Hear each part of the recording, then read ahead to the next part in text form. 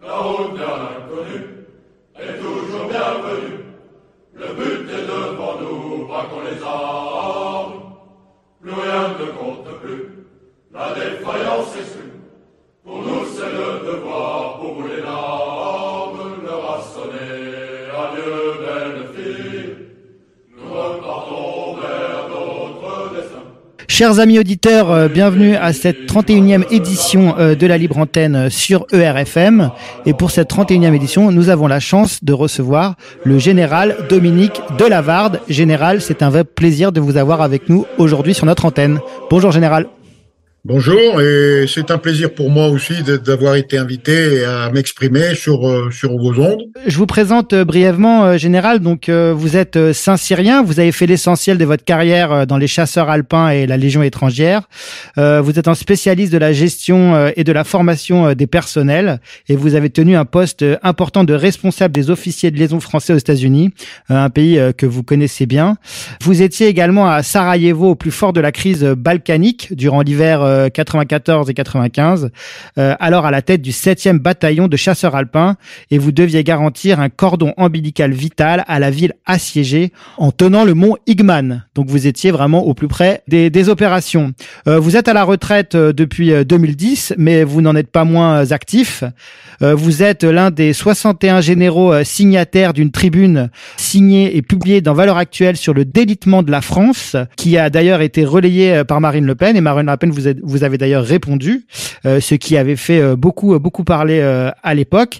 Et pour cette tribune, vous avez reçu une lettre de la part du ministre de la Défense de l'époque, vous annonçant votre convocation devant le Conseil supérieur des forces armées.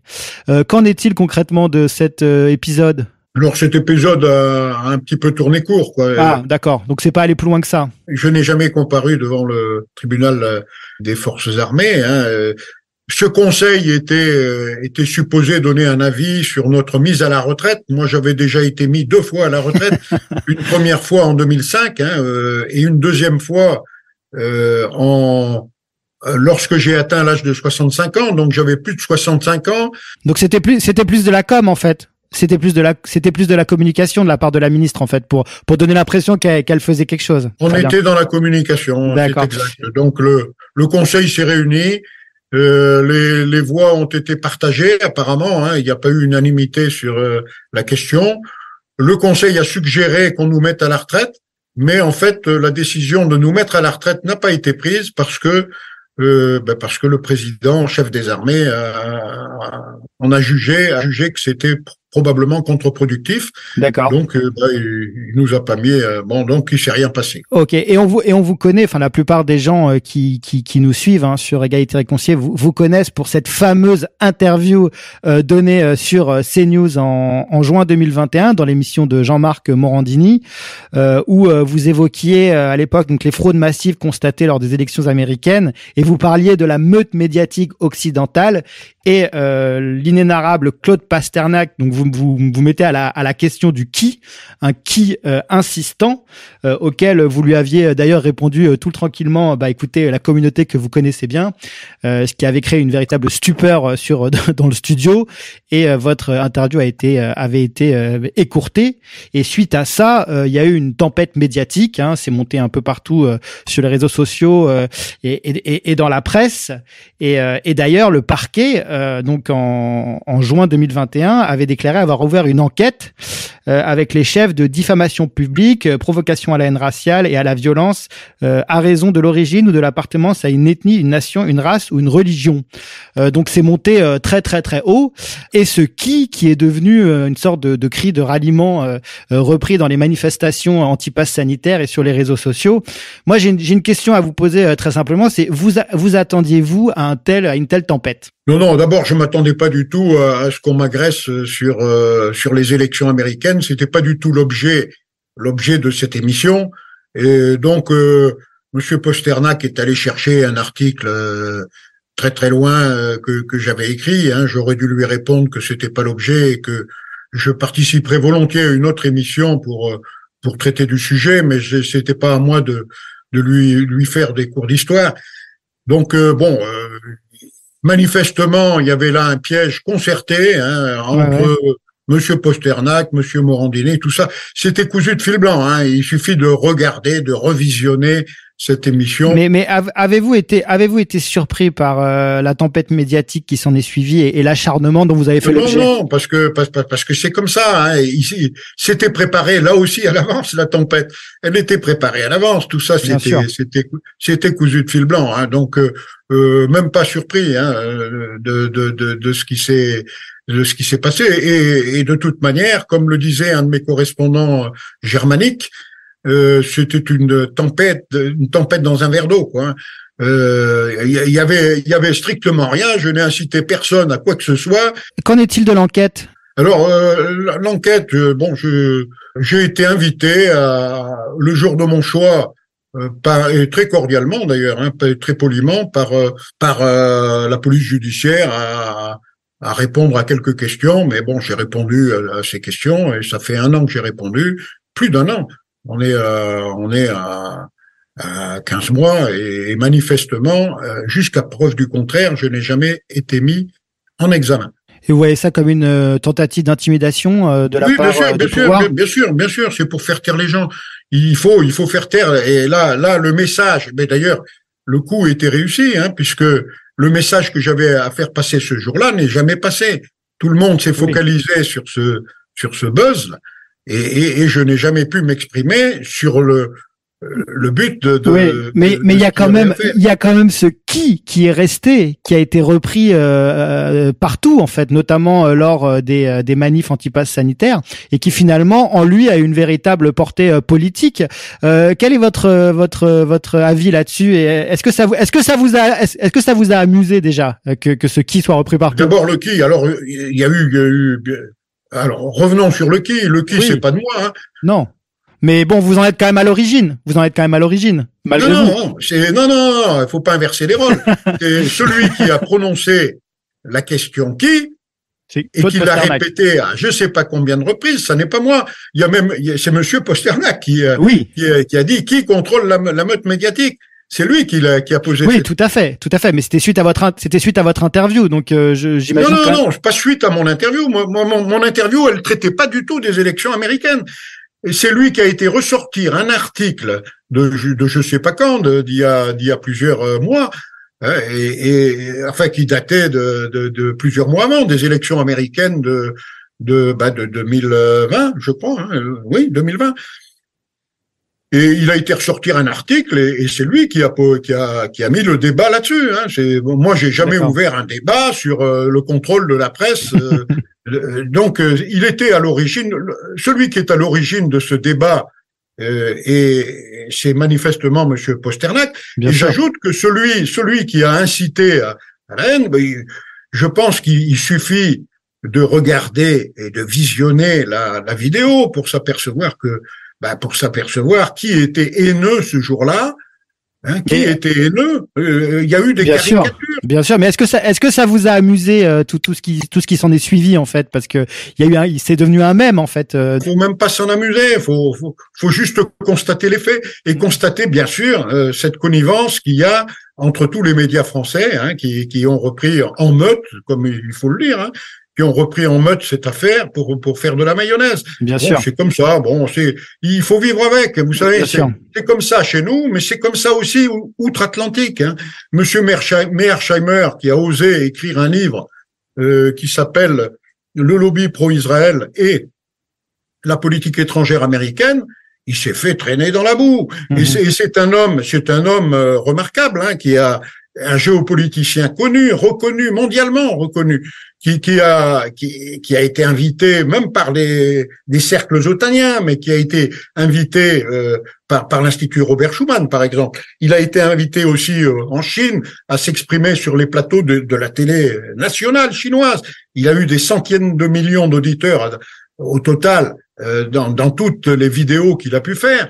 Il est mondialement reconnu, mais il a été l'objet de violentes attaques, hein, dès l'instant où il a osé prononcer le nom d'Israël et de dire que peut-être, de dire même, il l'a dit clairement, hein, dans son livre, il l'a écrit, hein, que le lobby pro-Israël et la politique étrangère américaine, c'était très important de connaître de savoir qu'il y avait des liens entre les deux.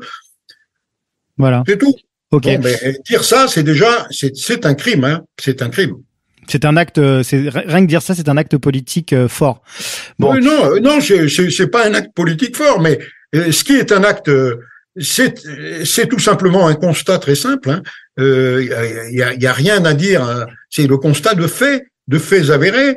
Mais le fait qu'il l'ait dit et qu'il l'ait écrit, ça a scandalisé une partie une toute petite partie, une infime partie de la population américaine, mais hélas une infime partie qui est extrêmement puissante. C'est tout, c'est comme ça. Bon, il faut faire avec. Hein, Quel est votre sentiment justement par rapport au traitement de l'information sur le conflit en Ukraine? Bah, si vous voulez, bon, c'est simple. Hein, vous regardez d'abord d'où vient ce conflit. Il faut remonter très rapidement aux racines. Hein. Les racines, c'est le néoconservatisme. Bon, vous regardez ce qu'est le néoconservatisme, qui a créé le néoconservatisme. Hein. Le néoconservatisme, il a été créé par deux personnages hein, qui s'appellent Christol et Podhoretz, et puis bon, il a progressivement investi toutes les strates de l'administration américaine, et il est devenu extrêmement puissant aux États-Unis. Hein. C'est un lobby extrêmement puissant. Pourquoi ? Parce qu'il est financé par des milliardaires, c'est tout, par des gens qui ont beaucoup d'argent. Hein, et bon, j'écrivais un article récemment pour dire que c'est pas moi qui le dis, hein, c'est le Trésor américain qui le dit. Donc le Trésor américain, normalement, il se trompe pas. Hein, et le Trésor américain disait que les 1% les plus riches américains détenaient en 1989 17% de toute l'Amérique, enfin de tout ce qui a un prix en Amérique, 17% en 89, et qu'aujourd'hui, ils en détenaient 27%. Donc, ce sont des gens extrêmement riches. 1% des Américains qui détiennent 27% de toute la richesse américaine. Bon, et toute la richesse américaine, c'est pas rien. Bon, sur ces 1%, il y a les ultra riches qui sont encore plus riches que les riches. Hein, et les 750 milliardaires américains, il y en a 750 exactement. Hein, c'est pas moi qui le dis. Là aussi, c'est de notoriété publique. Vous allez sur Wikipédia et puis vous regardez. Hein. Donc 750 milliardaires américains qui savent pas quoi faire de leurs milliards. Alors il y en a certains qui sont des patriotes et puis il y en a d'autres qui sont des néoconservateurs. Hein. Bon, les néoconservateurs, ça veut pas dire qu'ils sont pas patriotes, ça veut dire qu'ils sont mondialistes hein, et qui sont pour un monde unipolaire dirigé par l'Amérique pour encore un siècle, hein, Project for a New American Century. Oui, voilà. Comme ils ont beaucoup de milliards, ils font la pluie et le beau temps dans les élections américaines. Et pas que américaines, et françaises aussi. Oui, non, on est d'accord, parce que ces gens-là, pour des raisons de fraternité, ont réussi à. Ces néoconservateurs ont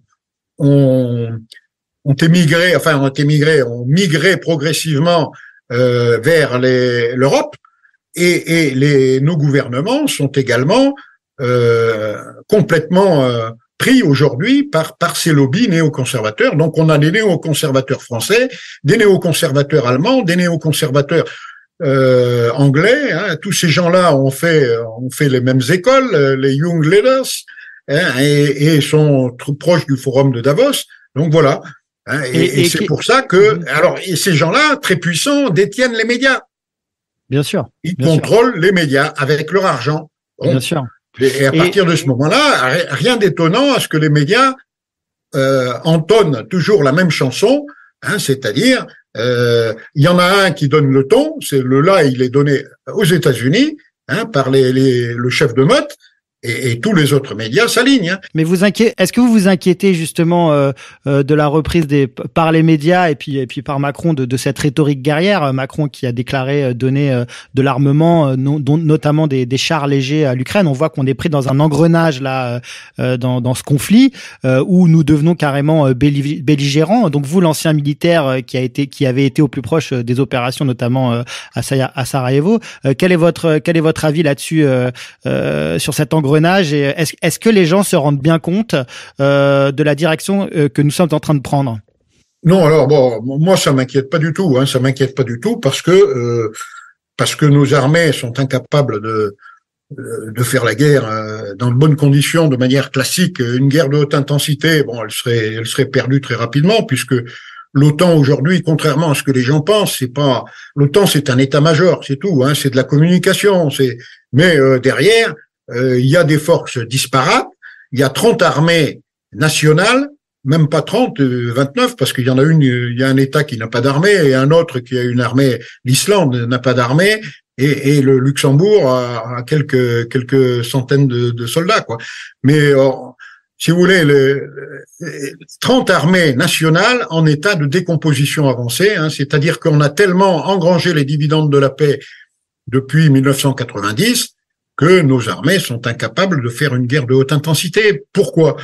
Pourquoi? Parce que les personnels ont été considérablement réduits, l'armement a été réduit en quantité, mais aussi, si vous voulez, il est tellement sophistiqué, il coûte tellement cher que il tombe en panne souvent. Et la maintenance n'est pas assurée, donc on a très peu de matériel, enfin très peu de matériel qui fonctionne, Ensuite, les soldats ne sont plus entraînés en tout cas à la haute intensité. Hein, ils n'ont pas fait d'exercice en ambiance nucléaire, biologique et chimique depuis très longtemps, depuis 30 ans. Donc, on gagne pas une guerre classique dans ces conditions-là. Alors, on fait de la communication. Vous savez, les chars qu'on leur donne. Bon, je veux pas être méchant, mais ils fonctionnent plus depuis longtemps, ou ils fonctionnent mal. C'est ce que d'habitude, au bout de 40 ans, on met les chars sur les champs de tir pour tirer dessus, pour apprendre à tirer. C'est ce qu'ils font. C'est ce qu'ils font, là. Oui, mais là, au lieu de les mettre sur les champs de tir, on les envoie à l'Ukraine. C'est des chars pourris. Hein, oui, sur des champs de tir pour les Russes. C'est ça que je voulais dire, en fait. Ça sert le champ de tir aux Russes, hein. Bon. mais ça sert aussi, à la France comme communication. On fait de la com. On dit, regardez, on donne des chars. Bon, je sais pas ce qu'ils vont en faire de ces chars. Mais à mon avis, ils vont pas avoir une durée de vie très longue. Hein. Mais j'entends ce que vous dites sur l'OTAN, hein, qui est un état-major et qui finalement peut-être uniquement un service de communication. Mais il faut quand même pas oublier que j'ai lu ça dans un article récemment qu'il y a quand même aujourd'hui plus de 100 000 GI américains en Europe. Ce qui est quand même considérable. Donc bien sûr, je veux dire et ce nombre ne cesse d'augmenter depuis Biden, depuis que les démocrates ont repris le pouvoir aux États-Unis, ce nombre ne fait qu'augmenter. Donc craignez-vous quand même un affrontement possible entre les États-Unis et la Russie en Ukraine? Non, je suis pas le seul, hein. Mes camarades américains avec lesquels j'entretiens de bonnes relations, hein. J'ai des amis américains, les officiers qui m'ont le plus impressionné là-bas, et notamment le colonel US McGregor, qui s'exprime beaucoup sur ce conflit ukrainien, hein, et qui dit les vérités qui doivent être dites. Ils sont quelle vérité? On est sur la même longueur d'onde, on n'est pas très inquiet, hein, parce que l'armée américaine, on a vu ce qu'elle a donné à peu près sur tous les théâtres depuis la guerre du Vietnam, hein. Bon, je veux pas dire que c'est un tigre de papier, mais l'armée de terre américaine, elle est pas. C'est bon tant qu'il s'agit d'aller contre l'armée de Saddam Hussein, hein, contre laquelle d'ailleurs ils avaient rassemblé une coalition de plusieurs centaines de milliers d'hommes. Bon, 100 000 Américains contre la Russie. Bon, je n'imagine pas un seul instant que ça puisse se traduire par un succès quelconque, hein. Et les Américains le savent, ils sont pas idiots et ils se risqueront pas à ce genre de d'aventure. Elle est perdue d'avance pour eux. D'accord. Et quel est votre point de vue par rapport à l'armée russe? L'armée russe aujourd'hui, si vous regardez bien, hein, Poutine a démarré l'affaire sur 2600 kilomètres de front avec 150 000 hommes. Jamais dans l'histoire militaire, jamais, aucun pays n'a réussi à conquérir autant de terres en aussi peu de temps avec aussi peu d'hommes sur un front aussi large. Jamais. Ça n'existe pas. 150 000 hommes sur 2600 kilomètres de front. Si vous vous rappelez les grandes batailles de la Deuxième Guerre mondiale, hein, on partait pas à l'aventure comme ça dans un grand pays. L'Ukraine n'est pas un petit pays. On partait pas à l'aventure avec très peu d'hommes. L'Allemagne est partie contre la Russie avec plus d'1 million d'hommes. La grande armée de Napoléon faisait plus d'1 million d'hommes. Et puis sur les fronts en France, à Verdun par exemple, quand on attaquait avec 60 000 hommes sur 6 kilomètres. Il y avait 10 000 hommes au kilomètre. Bon, là, faites le ratio 150 000 hommes sur 2600 kilomètres, vous apercevez que la Russie a réussi un exploit en conquérant tout le sud de l'Ukraine en quelques jours, en 15 jours, quoi, à l'exception de Mariupol qui a pris un peu plus de temps, mais ça s'est passé très vite. Donc l'armée russe, pour l'instant, si vous voulez, elle prend son temps. Elle prend son temps, pourquoi? Pour 2 raisons. D'abord, parce que il y a l'économie de la vie humaine. Et ils essayent d'économiser la vie de leurs hommes, et ce qui est bien, plutôt que de lancer des assauts désespérés. Non, on écrase tout sous l'artillerie, et après on va occuper le terrain qui a été conquis par l'artillerie. C'est la méthode russe. Donc ils font ça tranquillement. Et pourquoi le font-ils lentement? Eh bien, à mon avis, tout simplement parce qu'ils ont compris une chose. Ils ont compris que la guerre, c'était pas seulement une affaire militaire et ça se limitait pas à l'Ukraine. La guerre, elle est aujourd'hui un bras de fer mondial, qui se passe entre les mondialistes, on va dire, de néoconservateurs mondialistes des États-Unis, et européens, et puis tous les pays représentés par la Russie en première ligne, mais tous les pays qui refusent ce monde unipolaire voulu sous hégémonie américaine. Donc, le camp en face, c'est la multipolarité. Et le combat, il est militaire, pas seulement en Ukraine. Pour la Russie, l'Ukraine, c'est un tout petit problème par rapport à beaucoup d'autres. La Russie n'a pas que l'Ukraine à traiter. La Russie est présente en Syrie. Elle s'occupe également du conflit Arménie-Azerbaïdjan. Elle est présente en Biélorussie pour aider les camarades biélorusses. Elle est présente un petit peu partout dans les pays sur ses frontières, on va dire, pour aider tel ou tel leader à faire face aux déstabilisations organisées par l'Occident.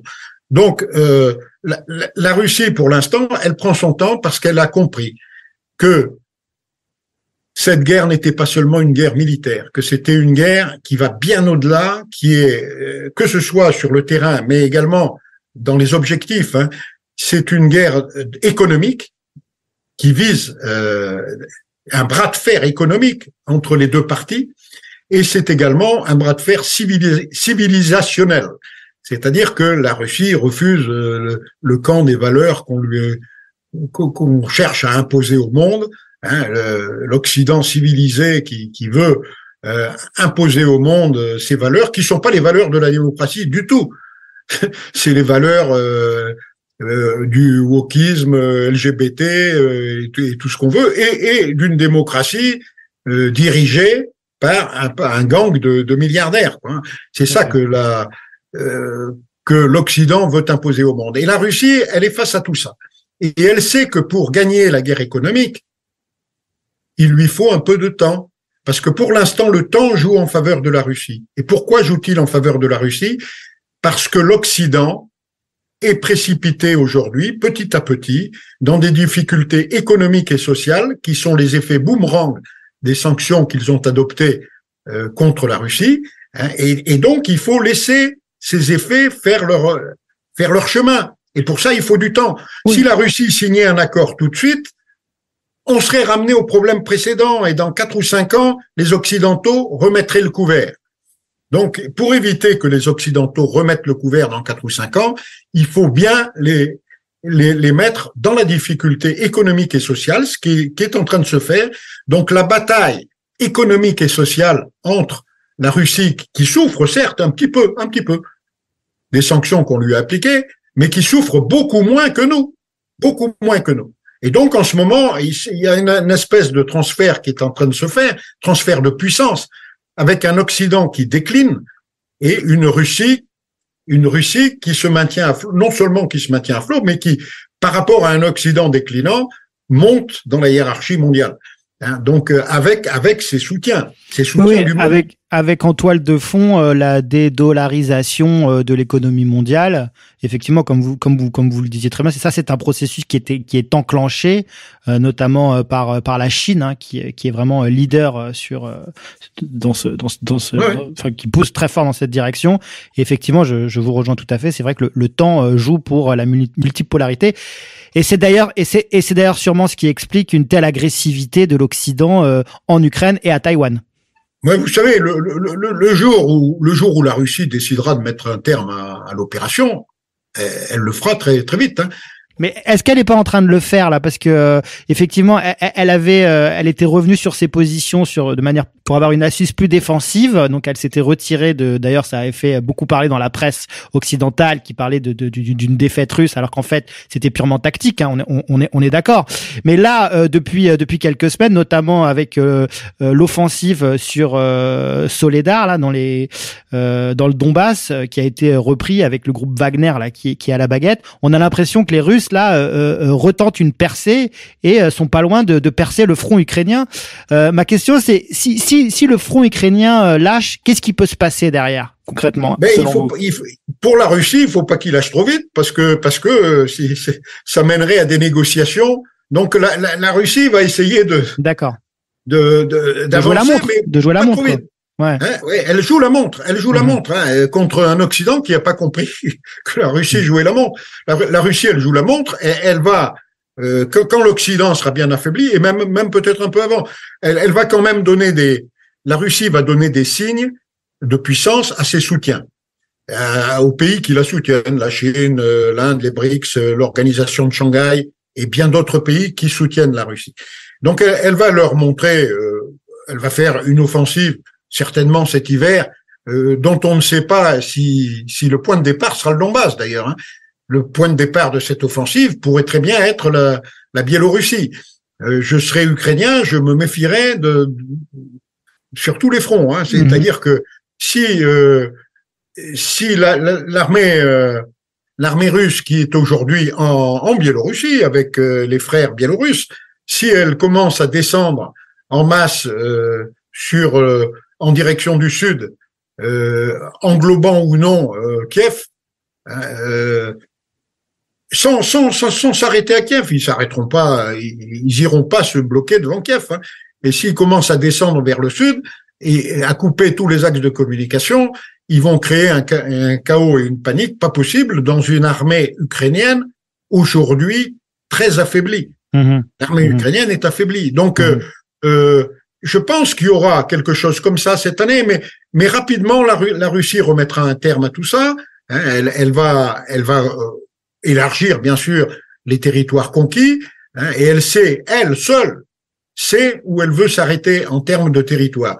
Je pense, comme beaucoup de spécialistes, que la Russie ne veut pas conquérir l'Ukraine de l'Ouest, qui est anti-russophobe qui est russophobe et dont ils ne veulent pas s'encombrer. Ils veulent pas s'encombrer d'un pot de pu, quoi. Ouais. Si on revient à la France, c'est vrai qu'on voit sur les plateaux télé tous ces généraux à la botte de l'OTAN, qui ont d'ailleurs une vision très partielle hein, du conflit ukrainien, qui nous amuse souvent d'ailleurs hein, pour ce manque justement d'impartialité. Est-ce que tous ces généraux qu'on voit donc sur ces plateaux de télé représentent vraiment l'armée française, et est-ce qu'au sein de l'armée française il existe finalement un autre son de cloche? Peut-être qu'on les voit moins dans les médias, mais existe-t-il?